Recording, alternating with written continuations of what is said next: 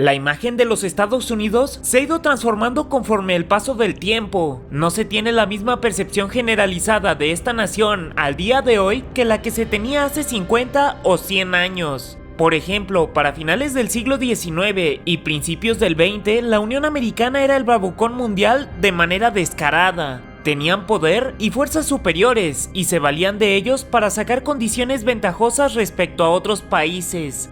Un buen referente de esto fue la llamada diplomacia del cañonero, una forma bastante controversial de política exterior que consistía en presionar a países débiles o poco desarrollados para que aceptaran tratados desproporcionados e injustos, y en caso de que osaran mostrar resistencia, enviaban un cañonero a sus costas para persuadirlo por la fuerza. En caso de que aquel acto intimidante no bastara para doblegar a un país, el cañonero estaba autorizado para bombardear sus puertos hasta que aceptaran las condiciones que le eran exigidas. Uno de sus más grandes partidarios fue el presidente estadounidense Theodore Roosevelt, quien se hizo tristemente célebre por su política del gran garrote, la cual dejaba claro que cualquier negociación no satisfactoria corría el riesgo de terminar en una acción violenta. Fue la denominada Gran Flota Blanca, compuesta de 17 acorazados de última tecnología, la encargada de dar la vuelta al globo visitando numerosos países de manera amistosa, entre comillas, con el fin de asegurar el cumplimiento de los tratados firmados. El verdadero propósito de su existencia era mostrar la capacidad militar de los Estados Unidos y revisar personalmente el buen estado de las inversiones estadounidenses en el extranjero, y en caso de encontrar algo que no les agradara, intervenir. El uso de la fuerza para velar por los intereses estadounidenses resultó en numerosas intervenciones militares en toda Latinoamérica y en otras partes del mundo, provocándole al tío Sam una pésima reputación de la que al parecer se sentía orgulloso. Gracias a esta estrategia, se aseguraron el cumplimiento más o menos cabal de la doctrina Monroe, que indica que toda América le pertenece a los Estados Unidos, y como tal, los Estados Unidos tienen el derecho auto-otorgado de intervenir en cualquier país del continente, con el fin de evitar la reconquista de potencias europeas.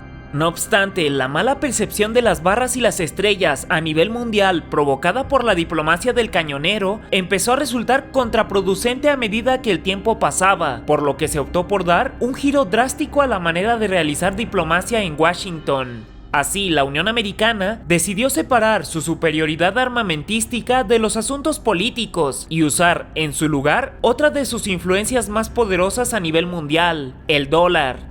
Dice coloquialmente el dicho, con dinero baila el perro, y los Estados Unidos se dieron cuenta de que dando grandes cantidades de dinero a los países, podían controlarlos incluso más fácil que con las armas, pues se ganaban el aprecio de los habitantes de aquella nación, al ser vistos como mecenas en lugar de alevosos abusivos.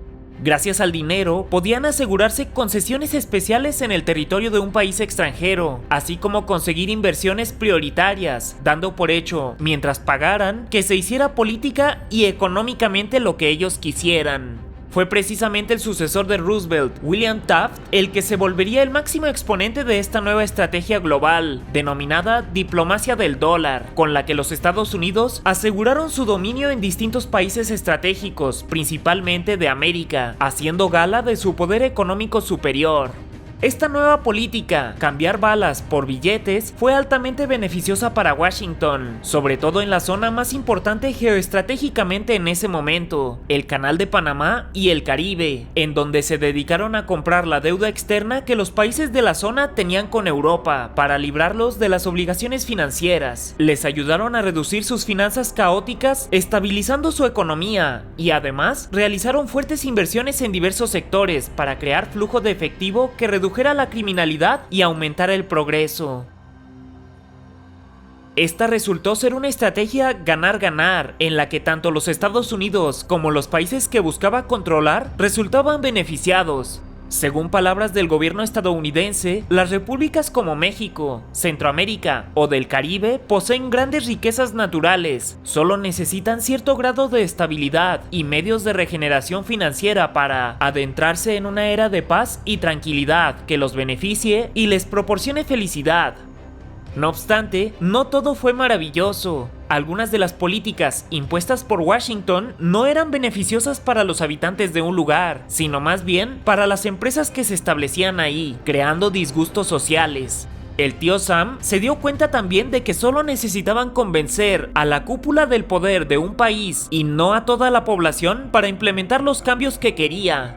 Bajo la frase "es mejor pagar sobornos que el salario de los soldados en lucha", se dio inicio a una era de problemas pecuniarios profundamente marcados, como la corrupción, evasión, malversación, fraude, latrocinio, chantaje y lavado de dinero.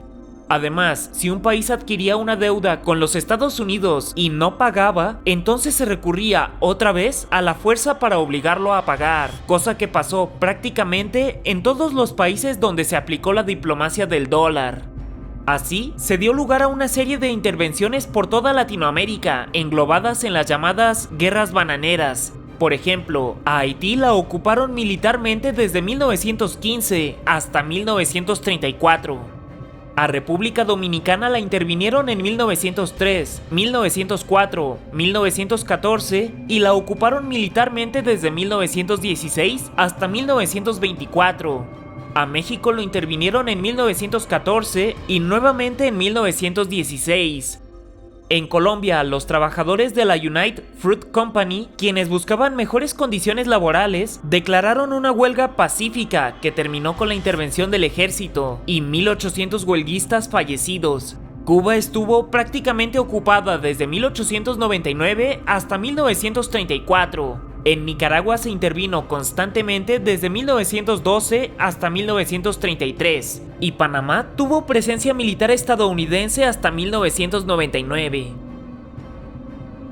Las cosas cambiarían finalmente para 1933, cuando, después de una era de intervención activa en la región, los Estados Unidos fueron moderándose respecto a su trato con el resto de Latinoamérica. Buscando la unidad de todo el hemisferio contra las potencias externas, se decretó una nueva doctrina, la política de buena vecindad, con la que la Unión Americana se comprometió a ser un buen vecino con el resto del continente, convirtiéndose en un socio más que en un jefe tiránico. La diplomacia del dólar sigue vigente, con políticas mucho más asertivas, aunque ahora es practicada por todos los países poderosos que buscan crecer su influencia en otras naciones a través del dinero, siendo China al día de hoy uno de los mayores exponentes. Finalmente, la última opinión la tienes tú, así que, ¿qué piensas al respecto? Para mí, Watchers, yo soy Snooty Aaron y tenemos una cita todos los martes, jueves y domingos a las 8 p.m. en este canal, así que no lo olvides, suscríbete y activa la campanita.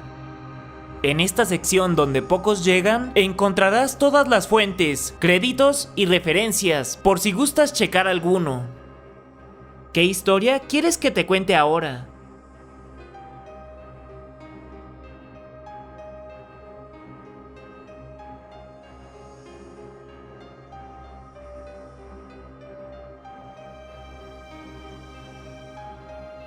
Hasta la próxima.